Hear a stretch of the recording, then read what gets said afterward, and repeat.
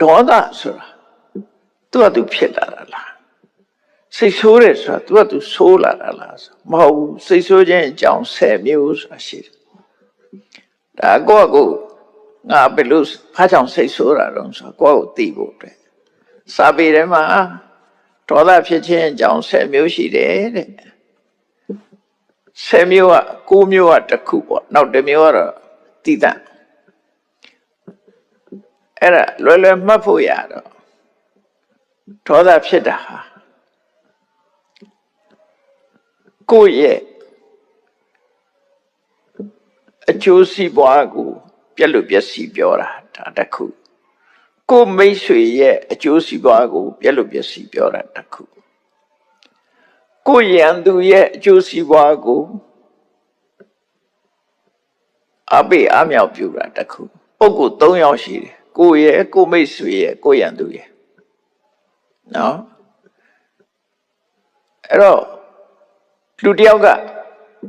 လူတယောက်ပေါ်မှာစိတ်ဆိုးဒေါသထွက်တယ်ဆိုတာဘာတော့ဆိုရင်ဒီလူဟာငါဒုက္ခရောက်အောင်ဆိုပါစို့လွယ်တယ်ကိုပြောရင်ဒီကောင်ကငါ့ကိုဒုက္ခရောက်အောင်အရင်တော့လည်းလုပ်ခဲ့တယ်အခုလည်းလုံးနေပြန်ပြီနောက်လည်းလုပ်အောင်မှာပဲဒါ3ချက်နော်နောက်တစ်ခုကဒီကောင်ဟာငါမိတ်ဆွေဒုက္ခရောက်အောင်အရင်ကလည်းလုပ်ခဲ့တယ်အခုလည်းလုပ်နေတယ်နောက်လည်းလုပ်အောင်မှာပဲ3ချက်6ချက်ဖြစ်သွားတယ်နော်ဒီကောင်ဟာ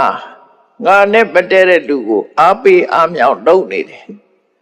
အရင်ကလည်းလုပ်ခဲ့တယ်အခုလည်းလုပ်နေတယ်နောက်လည်းလုပ်အောင်မှာပဲ3ချက်ဒါကိုအာဂရဝတ္ထု9ပါးလို့ခေါ်တယ်စိတ်ဆိုးစေတတ်တဲ့အကြောင်းဒါတွေကိုတွေးပြီးစိတ်ဆိုးတာလူဟာနော်အာဂရဝတ္ထု9ပါးအဲ့ဒီမဲ့နောက်တစ်ခုကဘာတော့ဆိုရင်ကိုကမိုးမရွာစေခြင်းမူမိုးရွာရင်မိုးကိုစိတ်ဆိုးတယ်ကိုကလေမတိုက်စေခြင်းမူလေတိုက်ရင်လေကိုစိတ်ဆိုးတယ်ဒါလည်းရှိတယ်နေမပူစေခြင်းမူနေရပူရင်လည်းနေကိုစိတ်ဆိုးတယ်ကလော်တုတ်တဲ့လူတောင်ရှိသေးနော်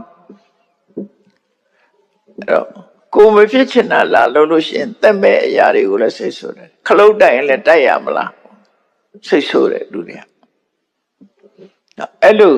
စိတ်တူတတ်တဲ့လူမျိုးတွေရှိတယ်အဲ့ဒါကိုအထာဏကောပလို့ခေါ်တယ်အရာမဟုတ်တဲ့နေရာမှာသွားစိတ်ဆိုးတာတက်မဲ့ကိုစိတ်ဆိုးတာအရာမဟုတ်တဲ့နေရာစိတ်ဆိုးတာအဲ့ဒါမျိုးကလည်းဒါအာဂတဝတ္ထုအထာဏကောပထည့်လိုက်ရင်အာဂတဝတ္ထု10ပါအဲ့ဒါကိုပြောတာဒေါသထွက်ခြင်းရဲ့အကြောင်း10မျိုးရှိတယ်ဒါတွေတွေးပြီးတော့လူတွေကဒေါသဖြစ်လာတယ်အဲ့ဒါမျိုးတွေးပြီးတော့ဒေါသမဖြစ်အောင်နေရမယ်အကောဒနောဒေါသထွက်တာမရှိဘူးလောဘပပံဆိုရရုပ်မှတဲ့လောဘစိတ်တွေအကုသိုလ်စိတ်တွေမဖြစ်စေရဘူးဒါတခုဝေဝိဆကိုယ်သာကြည်ပွားခြင်းနဲ့သူများကိုမကြည်ပွားစေခြင်းနဲ့ကိုယ်သာအခွင့်အရေးရပြီသူများကိုမရစေခြင်းနဲ့ကိုချိုးရှာတဲ့ selfishness ကိုချိုးကိုသာချစ်တတ်တယ်မစ္စရိယတရားကိုလည်းဖယ်ရှားရမယ်လို့သူတို့ဆိုတယ်ဝိတရေမုနိအဲ့တော့အလုံးပေါင်းလိုက်တဲ့အခါကျတော့မနပဲပြောရမယ်မနဲ့တရားအကိုရမယ်ဒါတခုမယိုင်းပြရဘူးဒါတခုမလှိစားရဘူးမာယာမများရဘူးဒါတခုသွေးခွဲစကားမပြောရဘူးဒါတခုစိတ်မတိုးစိတ်မဆိုးရဘူးဒါတခုလောဘမကြည့်ရဘူးဒါတခုဝေဝိဆဝိတရေမစ္စရိယလို့ခေါ်တဲ့ဝန်တိုတဲ့စိတ်မထားရဘူး